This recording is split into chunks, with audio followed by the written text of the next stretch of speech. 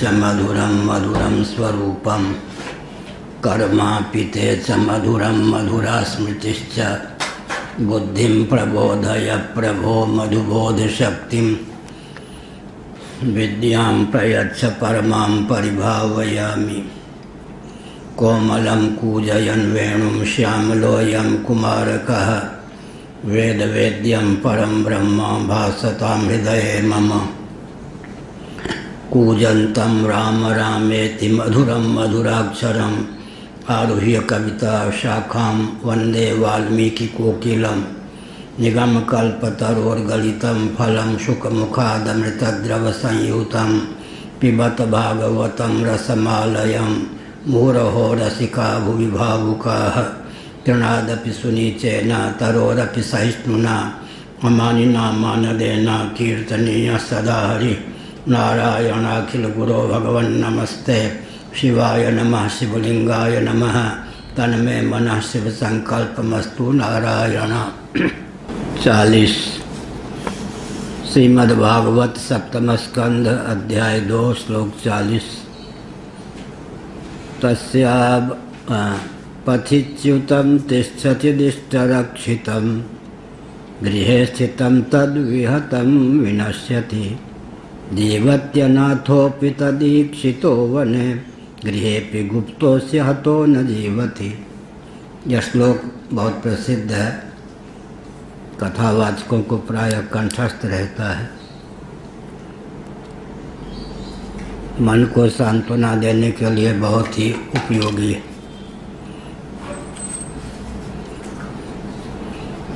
रानियों को अपने पति के वियोग के कारण अत्यंत विह्वल देखकर यमराज एक बालक का रूप धारण करके उनके पास उपस्थित हो गए। बाल गोपाल के रूप में दृष्टिगोचर यमराज ने उन देवियों को प्रबोधित करते हुए कहा, परोक्ष रीति से, आश्चर्य की बात है, मैं तो अभी बाल गोपाल हूँ, सयाना नहीं हुआ हूँ।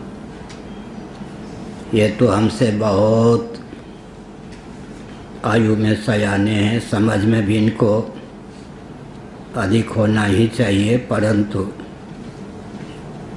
ये देखो अपने पति के वियोग में कैसे रो रही हैं और इनके पुत्र भी पिता के वियोग में किस प्रकार विलाप कर रहे हैं। सगे संबंधियों को आध्यात्मिक लोरी गाकर सांत्वना देने की भावना से यमराज ने कहा, वह जीव जहाँ से आया था वहीं चला गया। इसका अर्थ है कि जीव पूरी अष्टक कला से युक्त होकर जन्म लेता है, समय पर देह त्याग भी कर लेता है।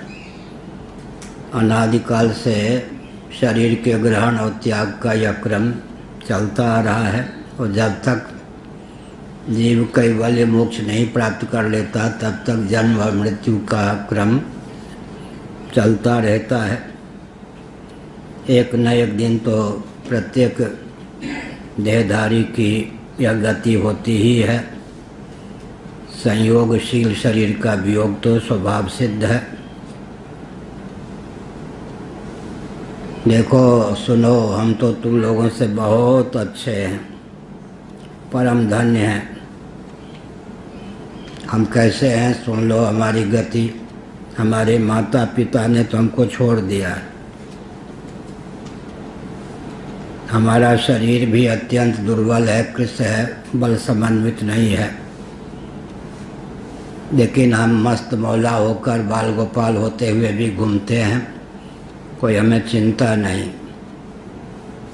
और ऐसे भी दिन देखने को मिलते हैं जब वन में बिहार जंगल में ही हमको रहना पड़ता है, परंतु हिंसक जीव जंतु भी हमारा कुछ बाल बांका नहीं कर पाते। बात क्या है, गर्भ में जिसने रक्षा की हमारी जन्म के बाद भी रक्षा करता ही है, कर रहा ही है। अब हे देवियों, परमात्मा अविनाशी हैं। वे तो लीला पूर्वक ही आप्तकाम होते हुए भी सृष्टि की समय पे संरचना करते हैं, उसका पालन करते हैं और सृष्टि को अपने में ही आत्मसात कर लेते हैं, संभार भी कर देते हैं। उत्पत्ति, स्थिति, समृद्धि, ये तो भगवान की लीला है। यूँ कहें तो लोक भाषा में मौज है। इस प्रकार की लीला तो भगवान करते रहते हैं। पथिच्युतं तिष्ठति दिष्टरक्षितं 40 गृहे स्थितं तद्विहतं विनश्यति जीवत्यनाथोऽपि तदीक्षितो वने गृहेऽपि गुप्तोऽस्यहतो न जीवति। कथावाचक इस श्लोक को याद करते हैं, प्रायः बोलते हैं। बहुत ही नीतिपरक, सांत्वना परक यह वचन है। पथिच्युतं तिष्ठति दिष्टरक्षितं। भाग्य अनुकूल हो तो रास्ते में गिरी हुई वस्तु भी ज्यों के त्यों पड़ी रहती है, कोई उठाते नहीं, फिर मिल जाती है। भाग्य प्रतिकूल हो तो घर में सुरक्षित वस्तु भी, तिजोरी में सुरक्षित वस्तु भी बस लुप्त हो जाती है, खो जाती है।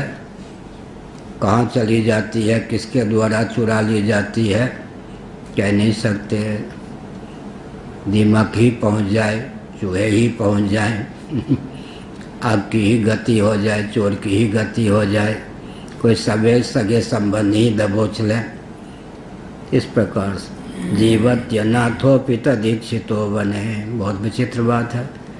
जो लोक में अनाथ कहा जाता है वह भी दैव के प्रभाव से वन में हिंसक जीवों के बीच में, दस्युओं के बीच में रहकर भी सुरक्षित रह जाता है। और दैव के विपरीत होने पर तो घर में भी समाप्त हो जाता है। बिस्तर पर सोया हुआ व्यक्ति आनंदपूर्वक पलंग पर भी मरा हुआ पाया जाता है। यह तो विचित्र गाथा है। यह विधाता के द्वारा विरचित संविधान है। व्यक्ति अपने प्रारब्ध के वशीभूत होकर इधर उधर घूमता है। प्रारब्ध प्रतिकूल होने पर सुरक्षित रखने के, रहने के जितने प्रकल्प हैं उस पर पानी फिर जाता है। और प्रारब्ध अनुकूल होने पर आरक्षित रहने के जितने प्रकल्प हैं उसी से जीवन की प्राप्ति हो जाती है। विचित्र गाथा है। तुम लोगों को मुझे ही देखना चाहिए। माता पिता के द्वारा मैं परित्यक्त हूँ। शरीर भी देखो दुबला पतला है, कभी भोजन मिलता है कभी नहीं, कोई बिस्तर इत्यादि की व्यवस्था नहीं, कोई आंसू पोंछने वाला नहीं, कभी मार्ग के किनारे ही सोना पड़ता है, कभी वन में ही सोना पड़ता है। लेकिन जीव जंतुओं से भी मैं सुरक्षित हूँ।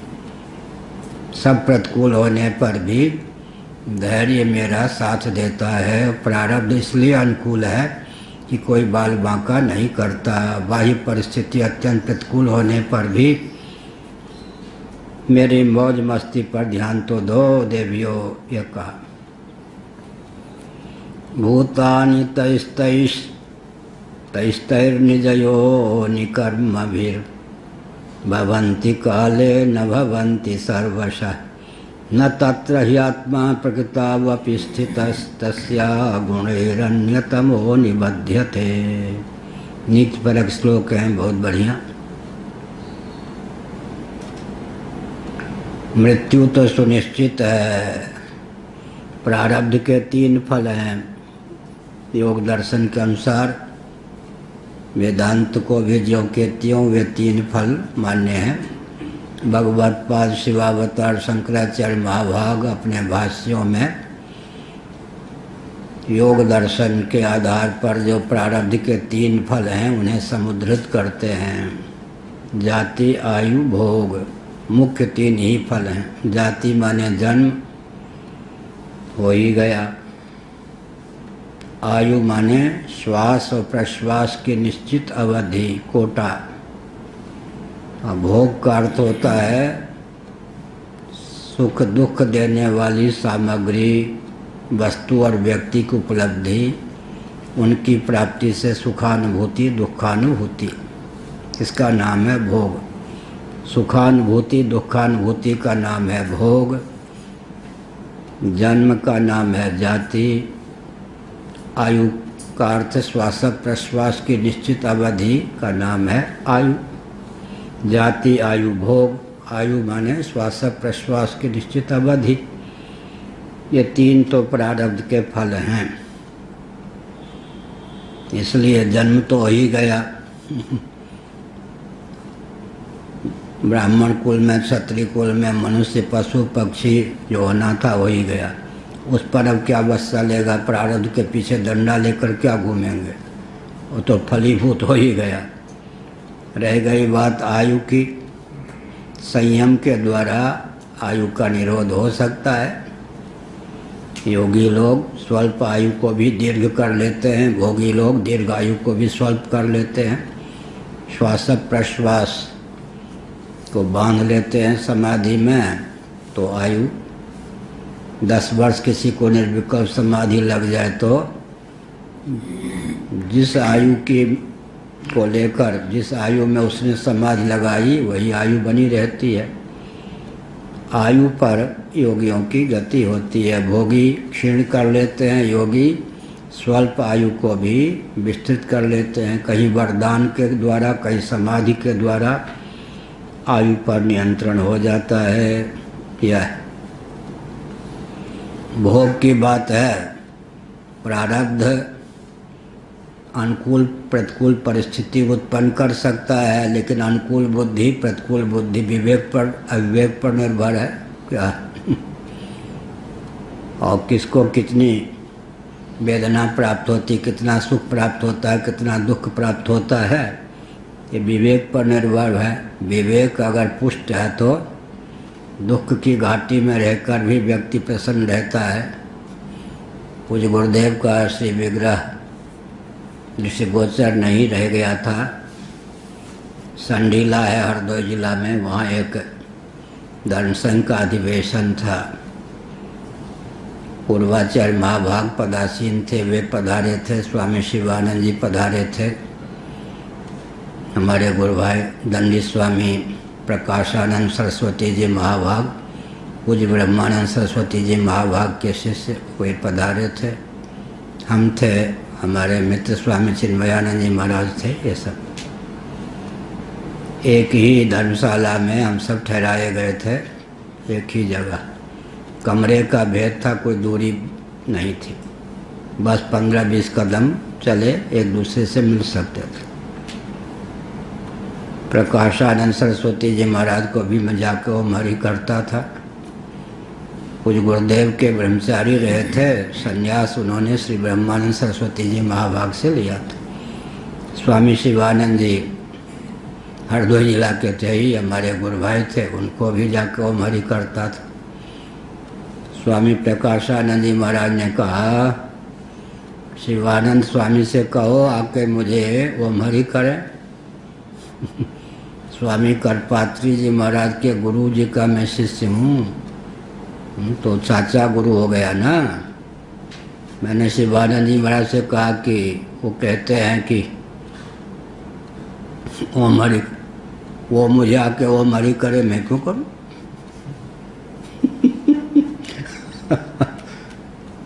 तो हमको बुलाया, कहा या नहीं? हमने कहा तो उत्तर क्या मिला? हमने कहा उत्तर तो ये मिला। अब वो रोने लगे बालक के समान। अवस्था कम से कम उनकी 75 रही होगी। हमने कहा इस दुख का कौन अंत होगा? मान लो वे ही छोटे होने, शिवानंद जी तो संबंध में छोटे हुए, वो अपने को किसी तो पूज्य गुरुदेव के सामने झुकते थे। पहले आर्य समाजी थे वो शिवानंद जी, हरदोई जिला के गृहस्थ आश्रम में आर्य समाजी थे। शास्त्रार्थ में पूज्य गुरुदेव से हारे तो उन्होंने महाराज के प्रति जीवन समर्पित किया, दंडी स्वामी बने। सब तरसी है सब उसी परिवार का। अगर वो चले जाते कुशल मंगल पूछने प्रकाशानंद जी, तो स्वामी शिवानंद जी लोटपोट हो जाते। अब वो बीच में मैं फंसा, वो कहें कि मूर्खों को मैं प्रणाम नहीं करता, वो कहें देखो मैं इतना पढ़ा लिखा हूँ और मुझे संबंध में छोटा होने पर भी वो हमारी करने नहीं आता। हमने कहा इस दुख से अंत क्या होगा, इसीलिए कहा कि प्रतिकूल परिस्थिति आ जाने पर भी उसको प्रतिकूल समझें तब कष्ट हो। सुख दुख तो विवेक पर निर्भर है, परिस्थिति पर भी निर्भर है। गर्मी लगती है तो कष्ट होता है, सहिष्णुता की सीमा का अतिक्रमण करके सर्दी गर्मी हो तो कष्ट होता है, लेकिन विवेक के बल पर बहुत बढ़िया है। कितने प्रतिशत दुख जो हैं वो स्थूल शरीर की प्रधानता से प्राप्त हैं, कितने प्रतिशत जो दुख हैं वो मन की दुर्बलता से प्राप्त हैं। विभाग करना चाहिए। अधिकांश दुख तो मन की दुर्बलता, अविवेक की क्षीणता से ही व्यक्ति को प्राप्त होते हैं। उसने मेरा अपमान कर दिया, उसने सम्मान कर दिया, सम्मान करने वाले पर लोटपोट हो गए, अपमान करने वाले को चकनाचूर करने के लिए उद्यत हो गए। विवेक जिसके जीवन में प्रगल्भ होता है वो मात्रा स्पर्शास्तु कौन्ते या शीतोष्ण सुख दुखदाह आगमा पाइनो नित्यास्तां स्थितिक्षस्व भारत। भगवत गीता का दूसरा अध्याय का वचन भगवान श्री कृष्ण ने कहा, सर्दी गर्मी भूख प्यास ये सब क्या है, शरीर की प्रधानता से, प्राण की प्रधानता से प्राप्त हैं। उसमें भी धैर्य धारण करने पर, प्राप्ति होने पर भी व्याप्ति कम होती। मान अपमान ये सब मान्यता को लेकर ही प्राप्त है। अधिकांश दुख तो अविवेक के कारण, अनर्गल मान्यता के कारण ही प्राप्त हैं। यह द्वंद्वों का विभाग पंचदशी कार ने किया ताकि साधक कम से कम अविवेक मूलक ही जो द्वंद्व की प्राप्ति है उस पर तो विजय प्राप्त कर ले, और विवेक मूलक अविवेक मूलक द्वंद्वों पर विजय प्राप्त कर ले। कुछ विवेक, हाँ ओढ़ लो कुछ विवेक मूलक मतलब एक विचित्र बात है। गर्मी है, अब बाहर चले जाइए तो गर्मी में बहुत गर्मी लगेगी। अब क्या है, 10 कदम चल के अपने कमरे में चले जाइए तो कुछ कम लगेगी। अच्छा, कमरे में हवा न लग रही हो तो बाहर चले जाइए तो कुछ तो विवेक पूर्वक व्यक्ति अनुकूल परिस्थिति बना लेता है। क्या हाँ, बहुत बढ़िया, सब ठीक है, यहाँ बीमारी नहीं है, कोई डरना नहीं चाहिए। सब वो इंटरनेट से हो क्या जान लेते हैं, मोबाइल से कहाँ क्या बीमारी है, परहेज करते हैं। हम भी सोच रहे थे धैर्य किसका टूटता है, श्रोता का या वक्ता का। ठीक है बढ़िया।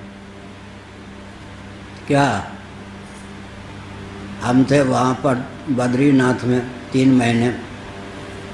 ये जो कटि वस्त्र है ना, इससे आधा वस्त्र मेरे पास था कुल, और रात्रि में लगता था बस 1 सेकंड बाद शरीर छूटा ठंड के कारण। उनसे 3 महीने वहाँ रहे। बिरला जी का धर्मशाला बर्फ के कारण टूट गया था, मलबे थे, एक कोई देख रेख करने वाला व्यक्ति भी अन्यत्र रहता था। ढूंढते ढूंढते हम चले गए वहाँ। तो उनका जो रसोई घर रहा होगा कभी टूटा हुआ, टीन ये सब परे बिखरे थे, उनको किवाड़ आदि बना लिया बढ़िया।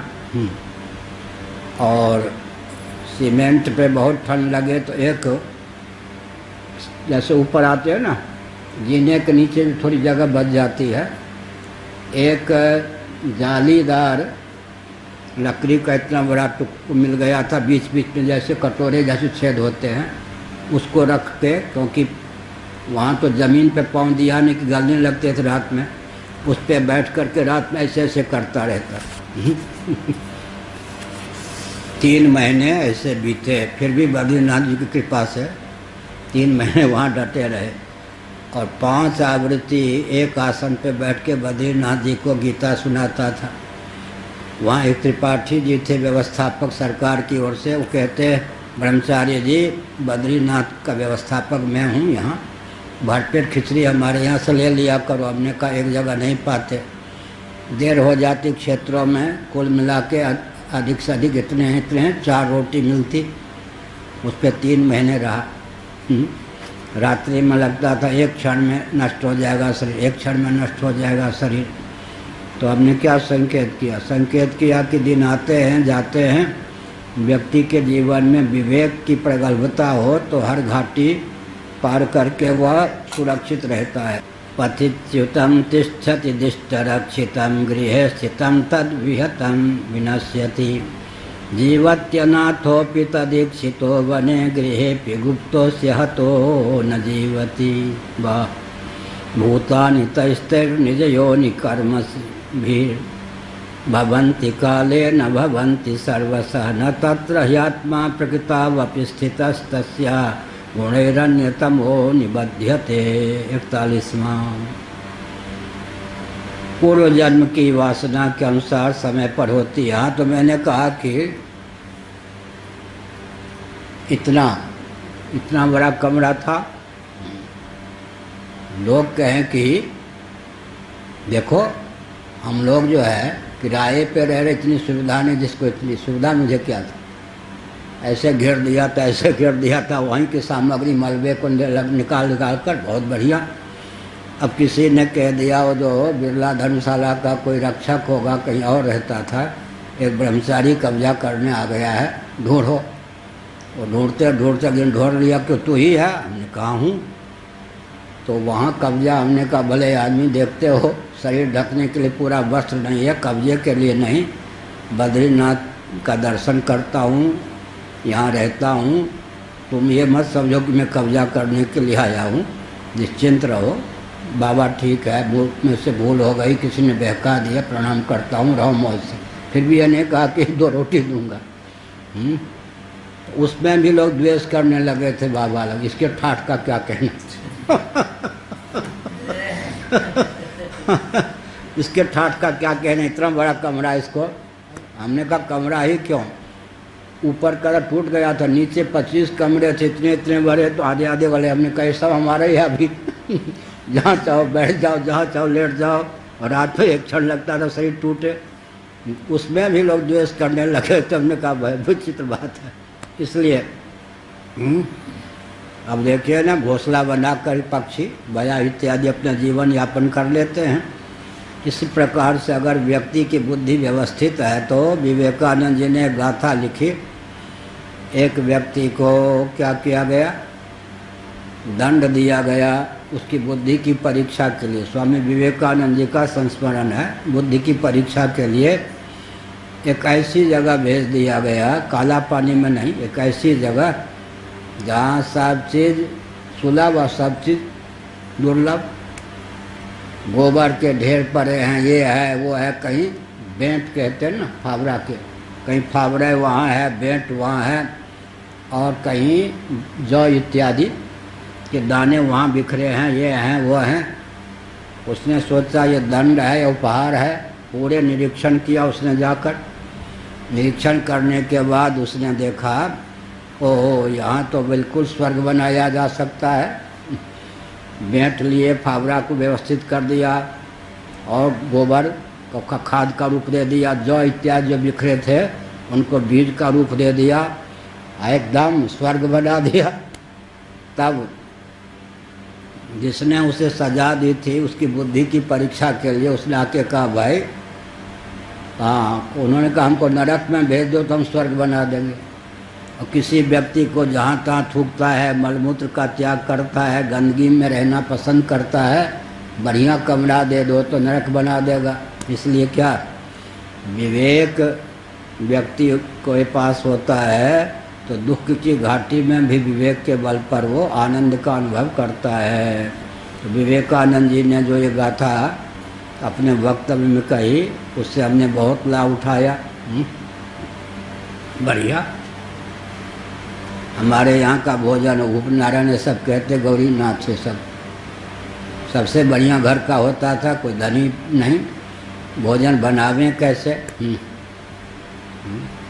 किसी सामग्री को बढ़िया रूप से क्या दें, वो माताओं को प्रशिक्षण प्राप्त था। लोग कहते थे बड़े मौज से लोग रहते हैं और बाग से अपना क्या बांस इत्यादि ले आए, बहुत ठाठ बाट से गरीबी में रहना सीखा है। इसका मतलब क्या है? इसका अर्थ है कि बुद्धि व्यवस्थित हो, व्यक्ति हर वस्तु का, परिस्थिति का, व्यक्ति का अक्लिष्ट उपयोग करने में समर्थ हो, तो उसको दुख देने वाला भी आश्चर्य करता है, वो वहीं से सुख का मार्ग निकाल लेता है। और अगर विवेक नहीं है तो सुख के खजाने में जाकर, सुख की परिस्थिति में जाकर रख दो तो वहीं से दुख निकाल लेगा। हमको कोई प्रणाम ही नहीं करता है लो इसी पे मरे जाओ ये इसीलिए यहाँ पर विवेक की बात बहुत बढ़िया कहा ना यमराज ने, बालक का रूप धारण करके। माता पिता ने मुझे त्याग दिया है, शरीर से भी मैं बलवान नहीं हूँ, सर्प बिच्छुओं के बीच में भी दिन रात्रि बिताता हूँ, मौज मस्ती से रहता हूँ, देखो मुझे तो कोई कष्ट नहीं है। और तुम तो राजभवन में रहकर पत्नी हो, राजा के दिवंगत हो जाने पर रो रही हो कुर्री के समान। दुख तो यहाँ भी पहुँच गया, मेरे पास तो वन में भी दुख नहीं पहुँच पाता। यह बात इसीलिए बहुत बढ़िया। इदम शरीरम, तो पूर्व जन्मों के वासना के अनुसार समय पर व्यक्ति का जन्म होता है, समय पर शरीर का विसर्जन भी हो जाता है। शरीर से आत्मा अत्यंत भिन्न है, साक्षी है, दृष्टा है, इसलिए जन्म मृत्यु से वास्तव में अछूता है, न उसका जन्म है न उसकी मृत्यु है। इस तरह से अपने आप को निर्द्वंद्व रखना चाहिए, हर परिस्थिति में आनंद का अनुभव करना चाहिए। मैं कई बार कहता हूँ, किसी भी घटना का जो वैराग्य, भक्ति या बोध में उपयोग करने में समर्थ है, उसको दुख कौन दे सकता है? ठीक है, घटना तो सबके जीवन में आती है। किसी घटना से वैराग्य, किसी से भक्ति, किसी से विवेक की शिक्षा ले ले। क्या विवेक पुष्ट हो, वैराग्य पुष्ट हो, भक्ति पुष्ट हो। विवेक, वैराग्य, भक्ति, ये तो जीवन में सार है ना। जगत क्यों बनाया भगवान ने? जीव इस जगत में विवेक, वैराग्य, भक्ति, जिससे वैराग्य करना चाहिए उससे वैराग्य, बोध के बल पर, और भक्ति, भगवान में भक्ति, भक्ति विरक्ति, भगवत प्रबोध, इन तीनों में किसी का भी पोषण कर ले व्यक्ति तो क्लिष्ट विषय भी उसको क्या है, वरदान स्वरूप। क्लिष्ट विषय भी उसके लिए वरदान स्वरूप सिद्ध हो जाता है। भक्ति, विरक्ति, भगवत प्रबोध में जीवन का, जगत का जो उपयोग नहीं करना जानते, उनके लिए सुमंगल भी अमंगल हो जाता है। अनुकूल प्रारब्ध आया तो बस हाथ झोंक करके भोग राग में फंस जाते हैं। अनुकूल प्रारब्ध भी उनके लिए क्या है, प्रतिकूलता का रूप धारण कर लिया। अनुकूल प्रारब्ध आया, बहुत बढ़िया भाई, भोजन आदि की चिंता नहीं है, डट के भजन कर लो, समाज की सेवा में अनुकूलता का उपयोग करो। प्रतिकूल परिस्थिति आ गई, भगवान का स्मरण करो, धैर्य धारण करो, वैराग्य का उपयोग करो, विवेक का उपयोग करो। परिस्थिति तो आती है जाती है, लेकिन अक्लिष्ट उपयोग करने में जो दक्ष है, माहिर है, उसके लिए हर परिस्थिति वरदान का रूप धारण कर लेती है। नहीं तो व्यक्ति रोते रोते ही जीवन यापन करता है। मुझे कोई विपत्ति प्राप्त है कि भजन करूं संपत्ति का क्लिष्ट उपयोग हुआ या नहीं? विपत्ति में भजन करते हैं ना सब। अनुकूल परिस्थिति है, मैं क्यों भजन करूं? अरे कोई अनुकूल परिस्थिति हो तब तो भजन करूं। यहाँ तो कुछ ठिकाना नहीं है। विपत्ति के मारे, विपत्ति आई तो उसके भोक्ता बन गए, संपत्ति आई तो उसके भोक्ता हो गए। भगवान से विपत्ति ने भी दूर करके रख दिए, संपत्ति ने भी। संपत्ति विपत्ति के भोक्ता न बने, उसका सदुपयोग करें। यह कहा इदं शरीरं पुरुषस्य मोहजं यथा पृथग भौतिकमीयते गृहं यथोदकैः पार्थिवतैः काले न जातो विकृतो विनश्यति। 42वां श्लोक। बहुत बढ़िया। इदं शरीरं पुरुषस्य मोहजं यथा पृथग भौतिकमीयते गृहं। इदं शरीरं कौन्तेय क्षेत्रमित्यभिधीयते एतद्यो व्यक्ति तम प्राहु क्षेत्र इति तद्विदः। जैसे व्यक्ति मकान में रहता है वैसे शरीर भी है। ब्रह्मचर्य आश्रम कौन है? शरीर या भवन? लेकिन लिखा क्या होता है? ब्रह्मचर्य आश्रम, वानप्रस्थ आश्रम, संन्यास आश्रम। क्या मकानों के समुदाय के लिए होता ना? वास्तव में वर्ण और आश्रम शरीर को लेकर है या मकान को लेकर है? ब्रह्मचर्य आश्रम ठीक है, जहाँ ब्रह्मचारी रहते हैं वो ब्रह्मचर्य आश्रम। लेकिन मुख्य बात क्या है? वो भवन के समुदाय का नाम आश्रम है या शरीर का नाम आश्रम? ब्रह्मचर्य आश्रम में मैं रह रहा हूँ कहते ना। गृहस्थ आश्रम, वानप्रस्थ आश्रम, यहाँ वानप्रस्थ रहते हैं। तो यहाँ समझना चाहिए कि वानप्रस्थ कुटिया का नाम है या शरीर का। फिर संन्यास आश्रम, आश्रम के लिए आश्रम हुआ ना। वो तो मुख्य आश्रम कौन हुआ?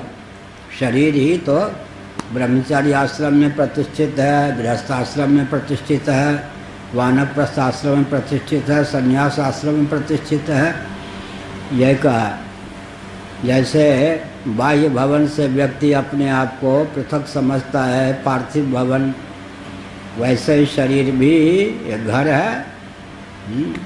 उर्चल हमसा अमर लोग को यह तो देश न तेरा है, पीले पानी चुगले दाना चिड़िया रैन बसेरा है।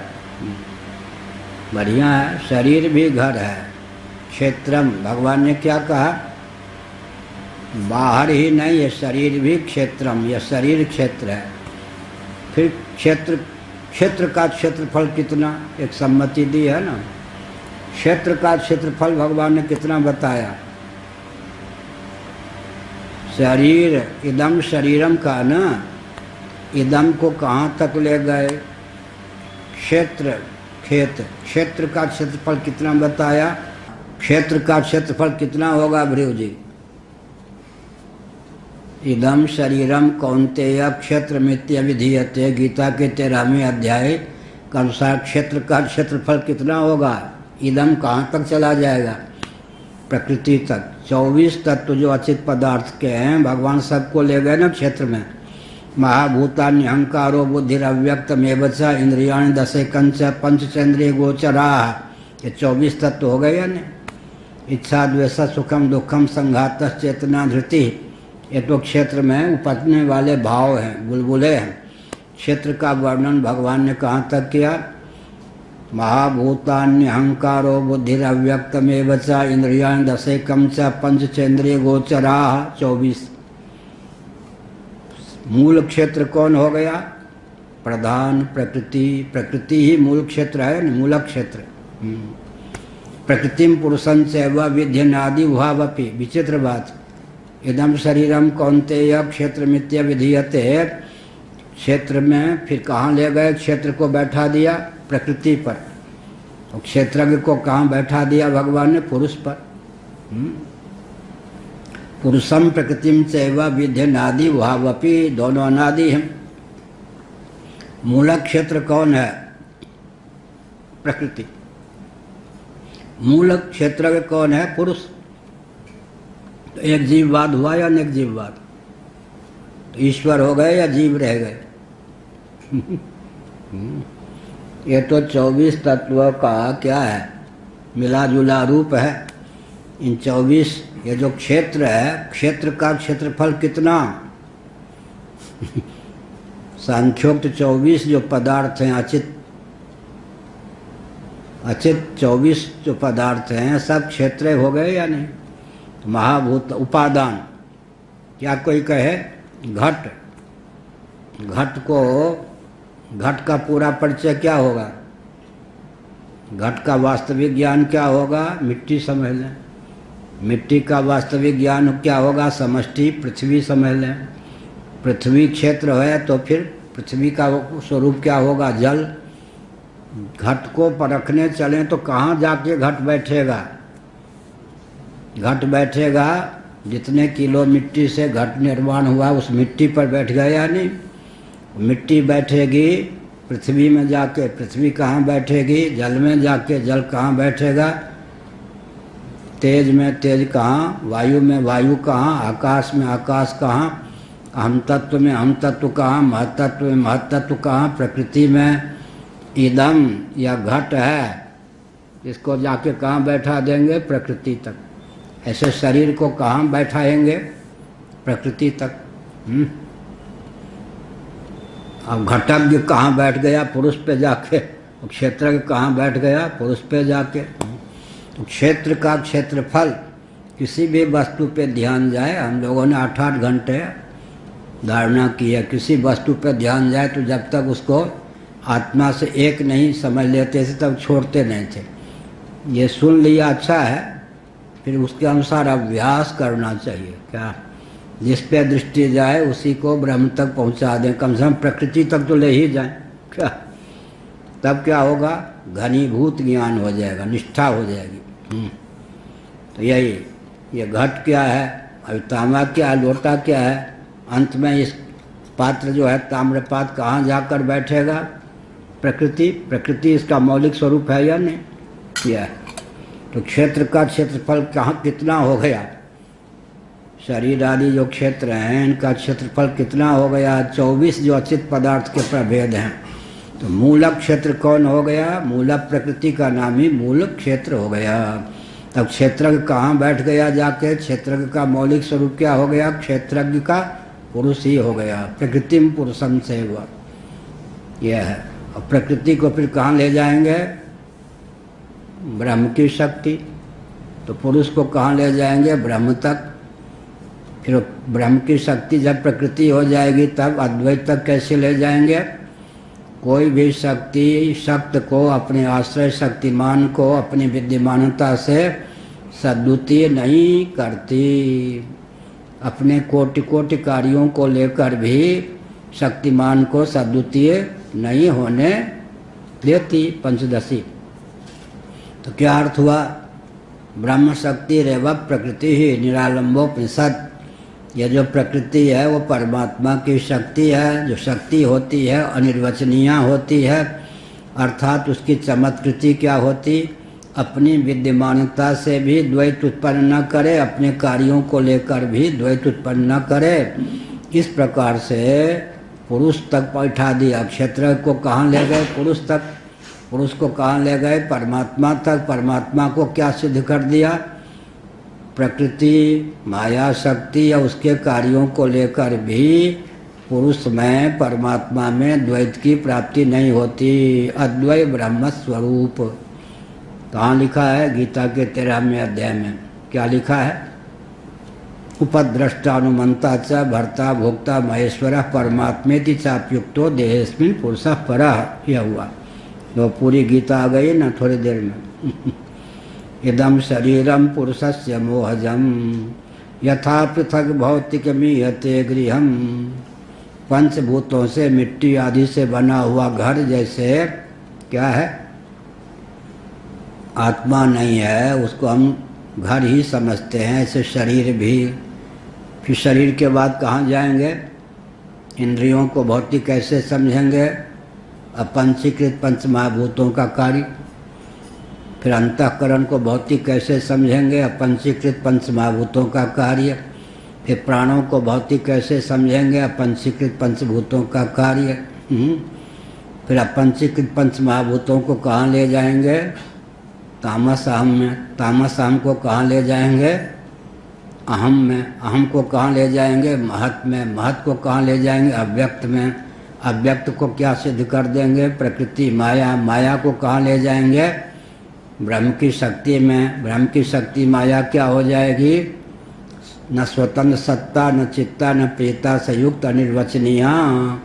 इसका मतलब यहाँ जिस पर जाए दृष्टि उसी का आलम्बन लेकर क्या करना चाहिए, बस उसके अनात्मत्व का निश्चय करके अंत में आत्मा में अध्यक्ष समझकर विश्राम करना चाहिए।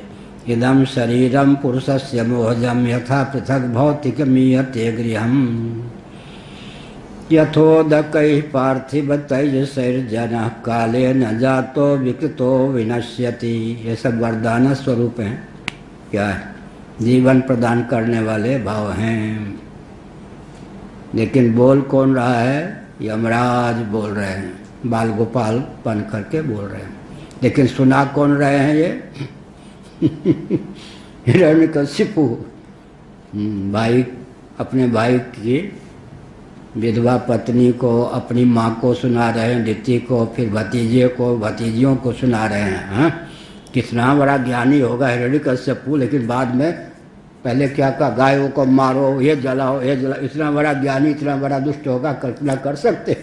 मूल वक्ता कौन है, यमराज का तो उदाहरण दिया ना, क्या वो तो कथा के अंदर कथा है। मूल वक्ता इन सब श्लोकों का कौन है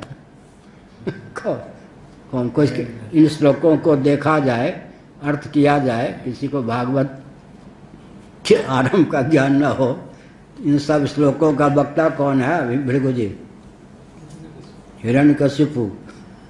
कौन हिरण्यकशिपु, जिसने दूत भूतों को आज्ञा दी, गायों को जलाओ, गौशाला को जलाओ, ब्राह्मणों को मारो, क्षत्रिय वैश्य शूद्र जो भी वर्णाश्रम में निष्ठा रखते सबका कछुआ निकालो, पुल तोड़ दो, खेत में आग लगा दो, भोजन में विष डाल दो, तालाब में कोरोना के रोगियों को नहलवा के सब तालाब को विकृत कर दो, दाह संस्कार के बाद उस सरोवर में जो नहाए सबको कोरोना हो जाए विषाक्त कर दो।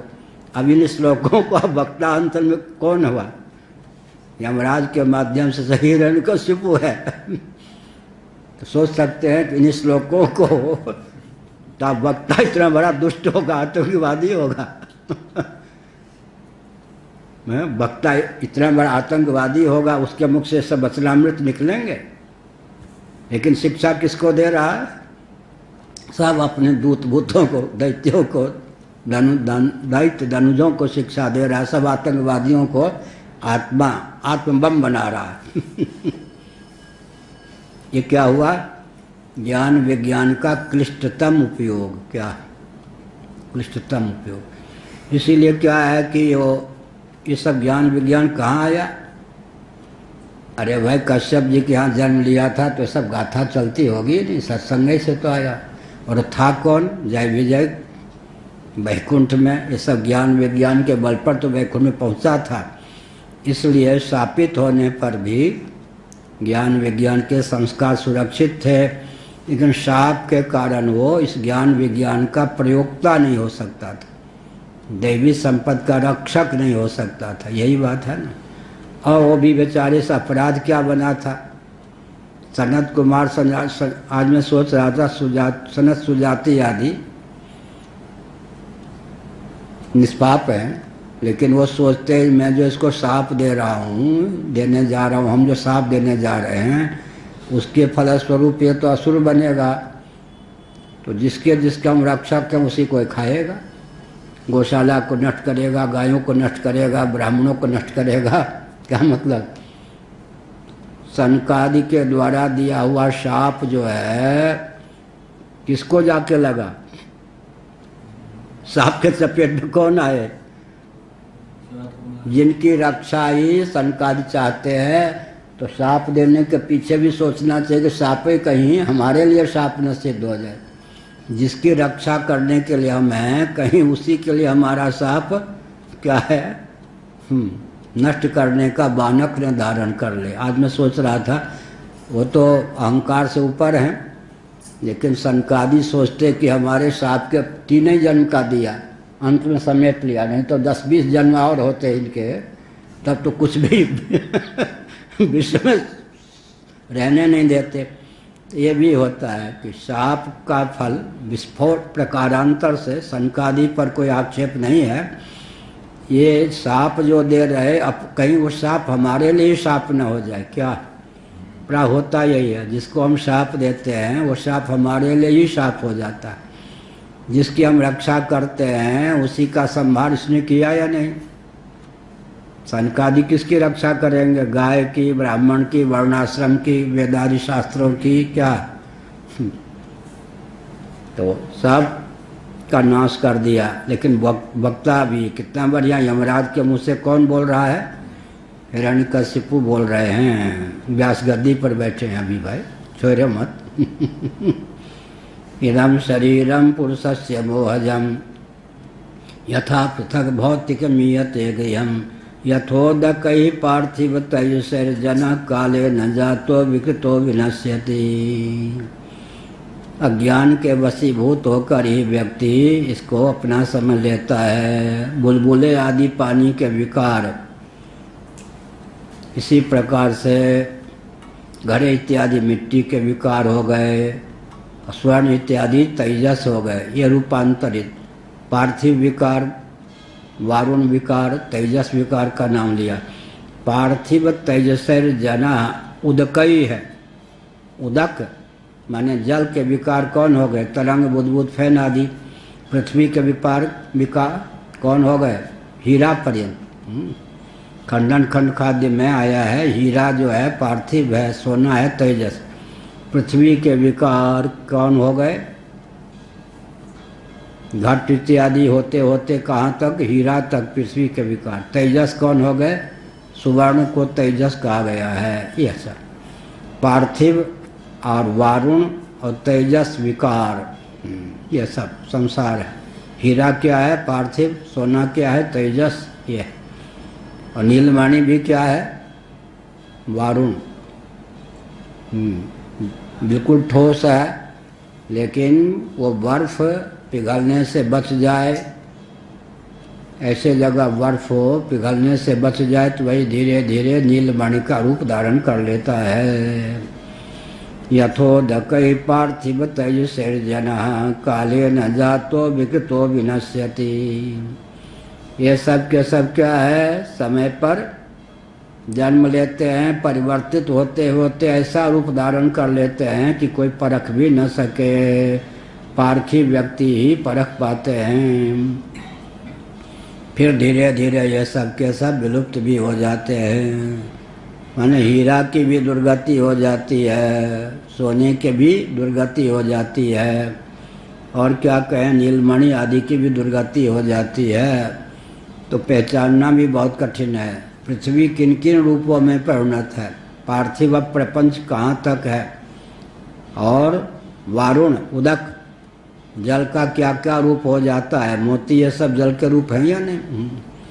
जब जल मोती का रूप धारण कर ले, वंशलोचन का रूप धारण कर ले, कपूर का रूप धारण कर ले, गजमुक्ता का रूप धारण कर ले, तब परख पाएंगे कि ये जल है। ऐसे ही पृथ्वी जो है हीरा का रूप धारण कर ले, कोयला को तो पहचान जाएंगे, हीरा भी पार्थिव ही है, और जो अग्नि है वो सोना का रूप धारण कर ले, तो एक से एक भव्य रूप भी होते हैं। अच्छा, भूत प्रेत आदि के जो शरीर होते हैं वो भी तो पांच भौतिक होते हैं या नहीं? स्वप्न के शरीर जब पांच भौतिक होते वेदांत प्रस्थान के अनुसार, तो भूत प्रेत आदि के शरीर भी पांच भौतिक होते, वायु प्रधान सहित ये। और जो देवता होते हैं उनके शरीर में दिव्यता होती है, लेकिन भौतिकता तो है। कार्योपाधिरयम् जीवः कारणोपाधिरीश्वरः है। तो बहुत विचित्र बात है, पंचभूत कहीं पांच भौतिक शरीर देवता के रूप में भी है, भूत के रूप में भी है, प्रेत के रूप में भी है, चांडाल के रूप में भी है, ब्राह्मण के रूप में भी है, क्षत्रिय के रूप में भी है। बहुत विचित्र बात। कहाँ तक पृथ्वी की गति है, कहाँ तक जल की गति है, कहाँ तक तेज की गति है, और महाप्रलय में सबकी दुर्गति है। सब जाके फिर दुर्गति या सदगति। दुर्गति इसलिए कि विलीन हो गए, न पृथ्वी पृथ्वी रही। सदगति इसलिए कि प्रकृति के द्वार से ब्रह्म भावापन होकर रह गए। यह खेल है जगत का।